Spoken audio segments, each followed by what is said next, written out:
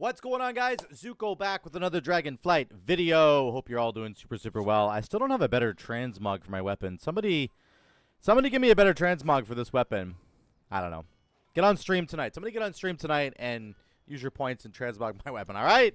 We're going to talk about Ele Shaman. I've absolutely been blasting some keys with this Icefury build. Once again, I'm just going to do a quick rotation guide on the Icefury build for Ele Shaman, and I'm going to show you some dungeon footage about sort of tips and tricks on how to use this build to do as much damage as you possibly can, okay? So we're going to, we're going to work on that. There's some really important points I want to make about Icefury before I jump in and get to the dummies there. It's really loud in there, so give me a second. Icefury is essentially replacing your lightning bolt and your chain lightning damage. You really don't do a lot of lightning bolts or chain lightnings at all, which is why we don't take Power of the Maelstrom in the middle. You just don't press those buttons because this button fills in that GCD and generates so much Maelstrom for you that it essentially fulfills exactly what chain lightning and lightning bolt are there to fulfill. They're just filler buttons that give you a bunch of Maelstrom that lets you cast your spender, which in our case is Elemental Blast, and gets you back into the Lava Burst rotation so that you can cool down Primordial Wave with Rolling Magma and just, rinse and repeat the whole cycle. So everything is all about the fire build still. You just have a couple of new supporting spells that are coming in, which is just Icefury Frost Shock instead of Lightning Bolt Chain Lightning. You're just supporting the fire build with a different set of abilities. And in my mind, they feel kind of superior to me because your Frost Shocks, of course, are going to do AoE damage because of Icefury, right? Your next 4 Frost Shocks deal 225% more damage, and then with Electrified Shocks, they will splash up to 4 targets in total. So you're getting a little bit of extra AoE damage, which is similar to what Chain Lightning would be doing, probably a little bit less damage, except that Frost Shock hits like really hard. So you have that component to it, and then the biggest component is the Maelstrom generation. 25 Maelstrom from Icefury itself. Because our mastery is almost at 70%, there's a very high likelihood that Icefury will overload, which means because it's part of the mastery overload there. So instead of giving you 25 Maelstrom, it'll give you 50 because it'll cast twice. And then your Frost Shocks will each generate 14 Maelstrom, and you get 4 of them, right? So that's basically 15 times 4 is 60. Minus 4, we're at 56. 56 Maelstrom that those Frost Shocks are going to get you. So that's really good. When we combo that with Swelling Maelstrom, increases our maximum Maelstrom by 50. It means that you have more Maelstrom to work with, so you can cast more Elemental Blasts. And instead of generating Maelstrom through Lightning Bolt and Chain Lightning, you're generating it through the ice stuff. That is how this works. The build is still almost entirely, when it comes to rotation, you're just pressing a lot of Lava Bursts. That's for sure. But you're also adding in this little combo here to generate more Maelstrom. And the last piece of it is that you never, ever press Earthquake ever. That's just not something we're doing. You are pressing Elemental Blast, even on AoE packs. Okay? What does this do? Well, it means that your build becomes a bit of a funnel build, and you can priority target the really difficult mobs that need to die, like an Abomination in Everbloom, let's say. You can funnel that target down with your Elemental Blasts over and over again, and it also means that the uptime on the Elemental Blast buffs is very high. So, again, this build is all about the fire build still. We just have a couple of different resources that are helping us make it work. When it comes to AoE damage, you basically want to press your Icefury after you have activated your Primordial Wave window, because then you have the haste, and that makes your Icefury cast really fast, and then you're just, it's not slowing you down. And then another really interesting point is in AoE, the Electrified Shocks debuff increases the nature damage that the targets take. Flame Shock does volcanic damage, which, if you understand that, is fire plus nature. So Flame Shock actually benefits from Electrified Shocks. It actually does. The 4 targets that you have splashed your Frost Shock onto, they are all going to take 15% more nature damage, which is going to buff your Flame Shocks and your Elemental Blast, which is kind of cool. I didn't sort of think about that until recently, so that's another little added bonus. But when you're in AoE, your Frost Shocks are really there just to generate Maelstrom and do a little bit of AoE damage. You're mostly just there to generate Maelstrom to get you back to Ele Blast so that you can get back to doing Lava Burst. When you're in single target, it changes. When you're in single target, you want to space out your Frost Shocks to make sure that the Electrified Shocks debuff stays on the boss for at least the full duration if possible. If you spread all 4 of the Flame Shocks out and you only cast one about every 9 seconds, as the tooltip shows you here, then you're going to get 36 seconds of the debuff. That's going to make every single Elemental Blast do 15% more damage. So when you're on single target, you're spacing out your Frost Shocks. When you're in AoE, you can kind of just send it because you're trying to generate Maelstrom in AoE. You don't care as much about how long the debuff stays. It's probably still a good idea to space it out, but don't worry about it if you just unload. If you like forget to cast your Frost Shocks and you just unload them all at the last second, that's okay as well.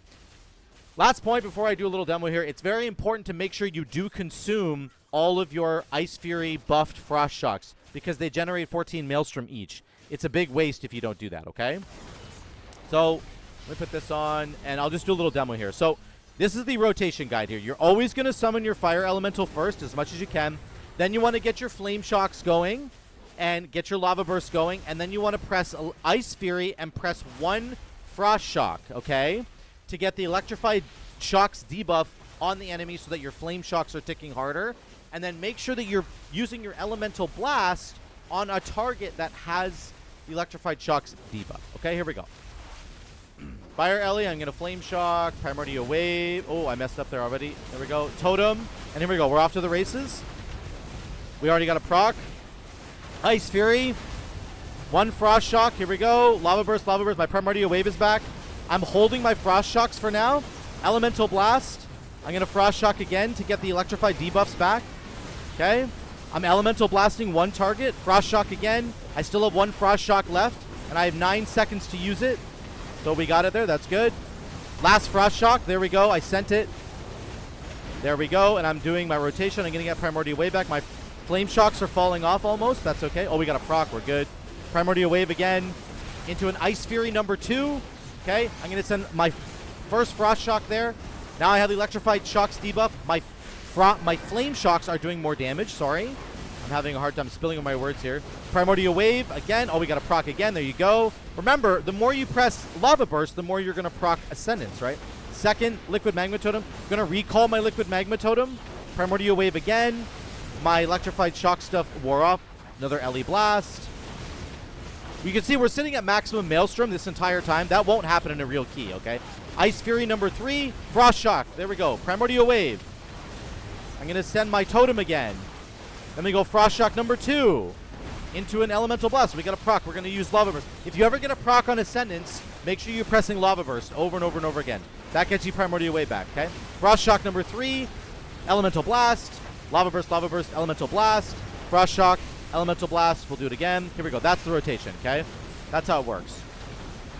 You're obviously still trying to keep up your Flame Shocks. You're doing that whole rotation. You're just weaving in the Icefury stuff with the Frost Shocks, and you're making sure to layer that in so that you get Maelstrom generation and you get a little bit of damage, and then you're buffing your Flame Shock damage, you're buffing your Elemental Blast damage. That is the big reason why we're taking Icefury with the Frost Shocks. And you can see Frost Shock itself almost did 10% of our damage. That's really, really good. Obviously, Lava Burst is always going to be the highest damage, no matter what. And then our Elemental Blast, look how much damage Ele Blast did.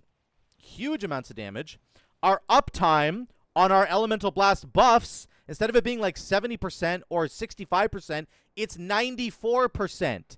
94, 92, 81% uptime on these buffs because we're pressing that button so much. And Ele Blast crit a couple of times for 627k, which is outrageous. It's really, really strong.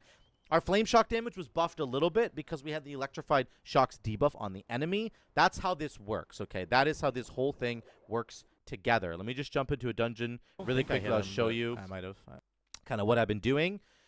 Again, here's a small pack here. I've got my Liquid Magma Totem. I got everything. So I Flame Shock once. This is a rotation in real time. I Primordial Wave. And I got all my Flame Shocks out. I'm going to press Lava Burst. Then I'm casting Icefury right now. You can see that. Okay, and then I'm going to Frost Shock the enemies in a second here to get that Electrified debuffs buff on them so that I...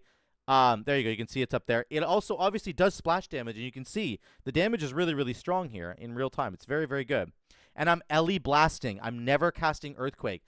What this means is on certain packs, you might have to start tab targeting or find an enemy that you want to kill and just stay on that enemy. That's your job.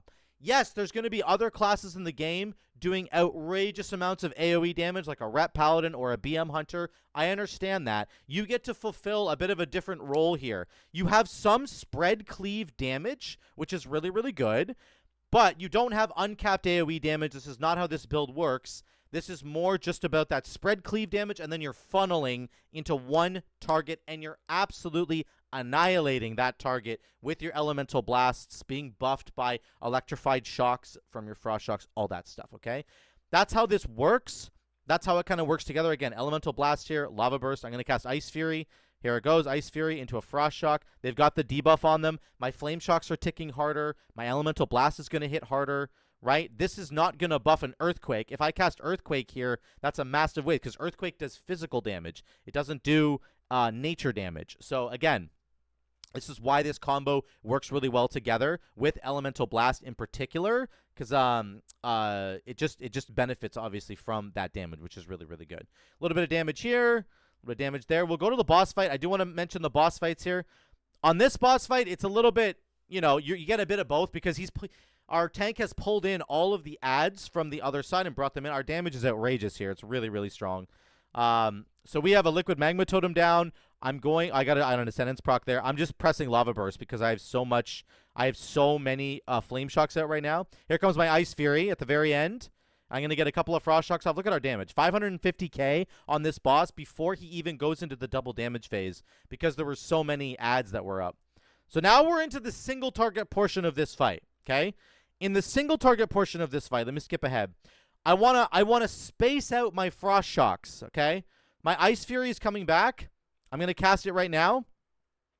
I'm going to make sure that I space them out a little bit so that the Electrified Shocks debuff, which is on the boss right now, Witherbark has it. He needs to have that for like at least 20 seconds. I need to keep it up on him for at least 20 or 25 seconds, and that's very doable. The debuff lasts for 9 seconds, and you get 4 Frost Shocks. That's 36 seconds worth of time. So in a realistic scenario, sometimes you're going to double-click it. Sometimes you'll make mistakes.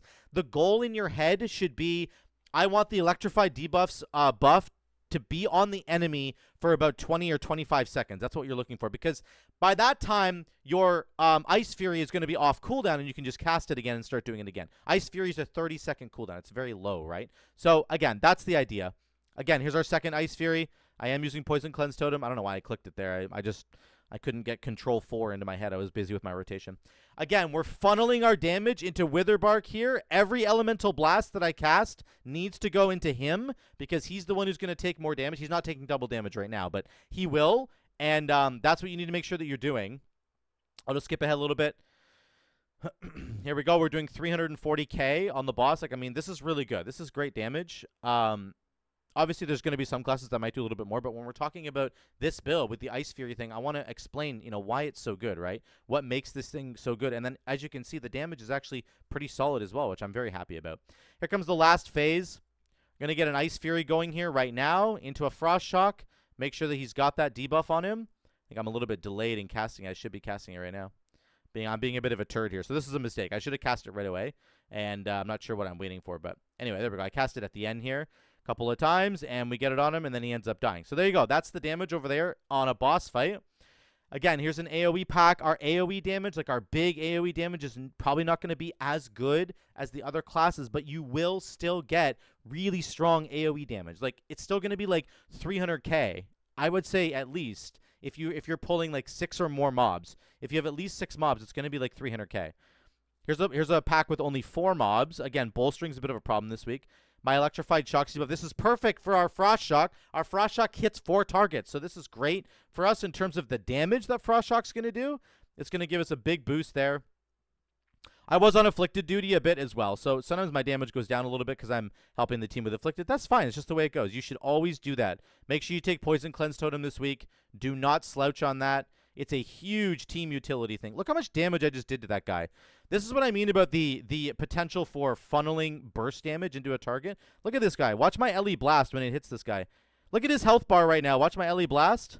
He just about died from that one Ele Blast. It did 511k. That's the funnel damage that you have. You can just collapse certain mobs that you want to kill, which is really, really strong.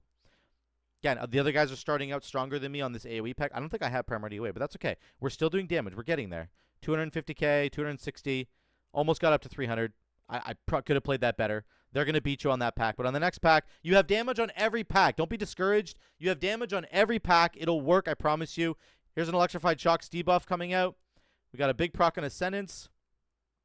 Popping off right now. Here goes Primordial Wave. This is big damage. I'm holding my Frost Shock right now. I have 3 of them in the chamber. The buff lasts for a while. You don't have to spend all your Frost Shocks right away. Don't worry about it. I've got 3 in the chamber right now. I can chill. Again, I'm pressing Elemental Blast, trying to priority target down certain mobs. And then I use all my Frost Shocks there to get myself some Maelstrom back. On AoE packs, in particular, it's okay to just kind of send your Frost Shocks if you're really low on Maelstrom. Get that Maelstrom back so that you can press Elemental Blast. That is what you need to do. If you're not pressing Elemental Blast, you're not cooling down your Lava Burst, and it's just not going to go well for you. It's just not going to go well at all. Okay? Last AoE pack for the boss. This boss is amazing for us. This is a really good boss fight. I've talked about it several times now, but you can have 3 Flame Shocks out, of course, and then your tier set bonus is going to cleave your Lava Bursts, and it just feels really, really good. Our damage is crazy on this fight. I got a bunch of procs, I think, as well. You just keep pressing Lava Burst. You have Lust. I mean, it's such a good fight for Elemental Shaman. We just melt through Tilu. And again, I think I just want to keep reiterating that your funnel damage is super good. So we can nuke down this the Telu boss, to get rid of the Toxic Bloom thing. Just every Elemental Blast just goes right into him so that he dies as quickly as possible. It is so good. The other cool thing about the Icefury Frost Shock combo is that when he's doing this Noxious Charge, I'm going to have to move. Frost Shocks are instant cast, so it gives you like a movement global that you can press while you're moving. A movement global. I just doubled up there. You see what I'm saying? It gives you a little bit more mobility, which is really, really nice. That is a great part about this build as well. You have a little bit more mobility with those Frost Shocks because they're instant cast, and you get 4 of them.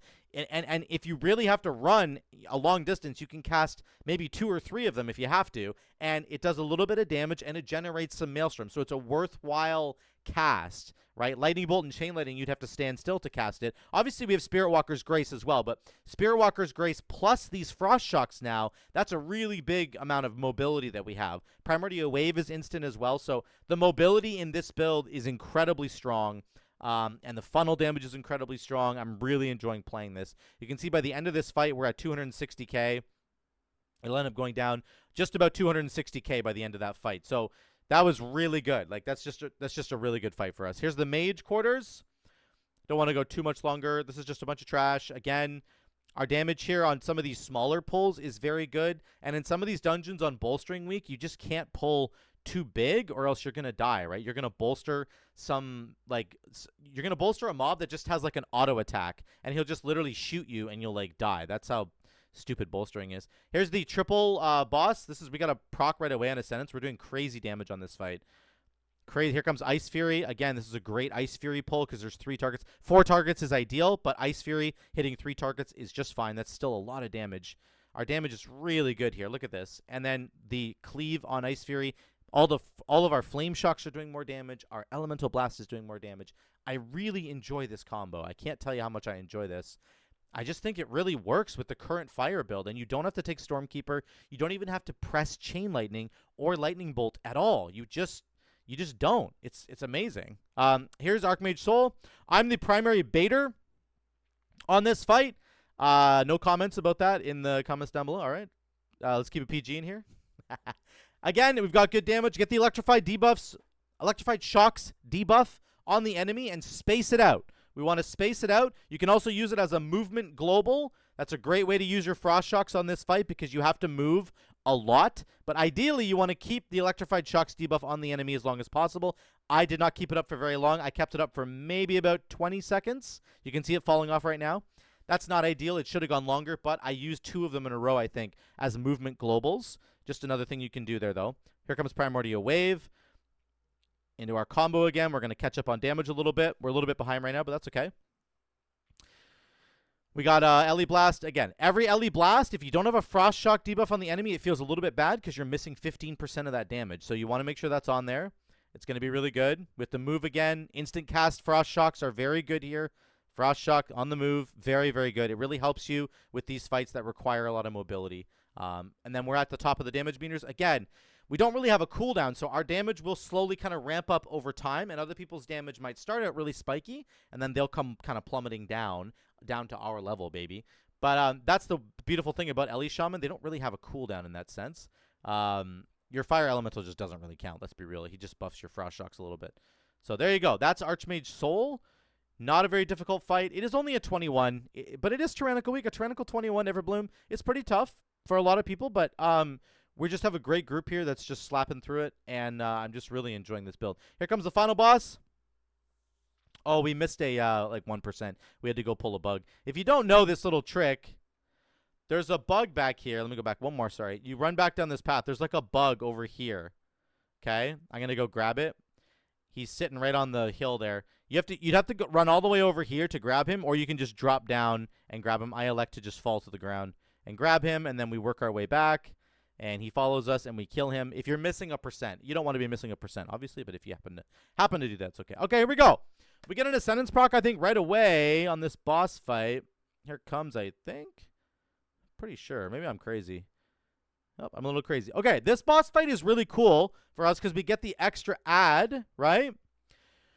The extra add when you have Primordial Wave up is amazing. When you have your Icefury Frost Shocks, they're going to cleave onto that add. They're going to give him the debuff as well. So I'm making sure to hold a Frost Shock for this add, and then I'm going to funnel this add down. I have funnel damage. I've talked about it all friggin' dungeon. Watch this add die. Primordial Wave, look at him die. Look at how he's already at a quarter. He's now at 50%. He's now at, he's just died. There we go. He's dead. I got an Ascendance proc. I mean, that is what we're talking about.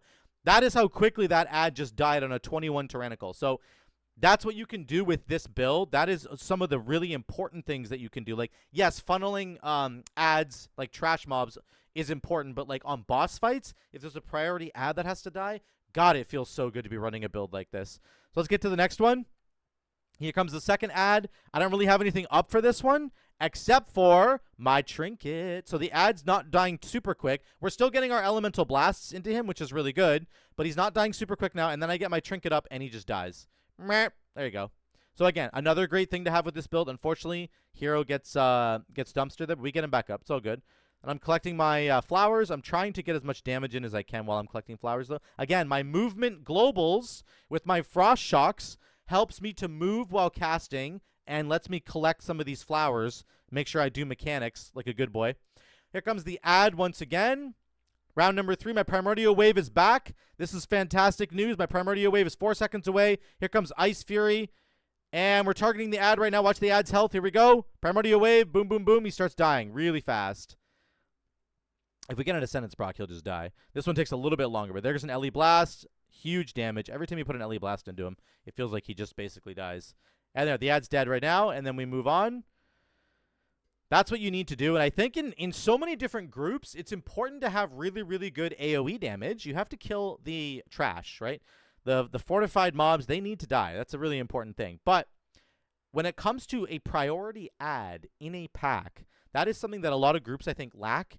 Rich has actually talked a lot about this in our dungeons, where we do keys, and sometimes our DPS is just really lacking that priority add damage, which is why he elected to switch to like his mage. So I think Ele Shaman also can fill this role, especially with this build. You can really fulfill this role, and it's a ton of fun. It helps you do a ton of damage. Like, it's just absolutely amazing. So yeah, I really enjoyed this build. We did 280k overall, really, really good. I did another build, an 18, where I did 310k overall, I think, which was like kind of wild. You can see the damage breakdown. Did I look at the damage breakdown? I think I look at it here in a second. Let's just check. That's Pig's healing. There's my damage. So again, Lava Burst, 47%. Ele Blast, 21%. Frost Shock, 7.3%. You can probably get between 7 and 10% every time. Flame Shock doing damage. Liquid Magma Totem. There you go. That's the build right there. So I just wanted to do another full highlight with a rotation for you guys. I wanted to talk really in depth about why the combos work well together. What is Frost Shock actually doing for you? It does a little bit of AoE damage, as we just saw, 7% of my damage overall. It generates a lot of Maelstrom for you. That's the main thing that it's doing. And the third really important thing is that it's putting this Electrified Shock's debuff on the enemies, which increases your Flame Shock damage, and your Elemental Blast damage. And that's good because we're never pressing Earthquake. We're just pressing Ele Blast over and over again. And you can see it did 21% of our freaking damage. So it's worth doing. It's worth trying. If you haven't tried this build yet, please give it a shot. I would love to hear what you guys think in the comments down below. There's a rotation guide for you. Primarily, you're doing your Lava Burst rotation with Primordial Wave. The Icefury stuff on AoE packs, it's mostly just there to generate Maelstrom. On a single target mob, you're trying to keep it up for as long as possible to keep the debuff up for as long as possible, okay? Thank you guys so much again for watching. Let me know what you think in the comments down below. I love you all. I will see you in the next one.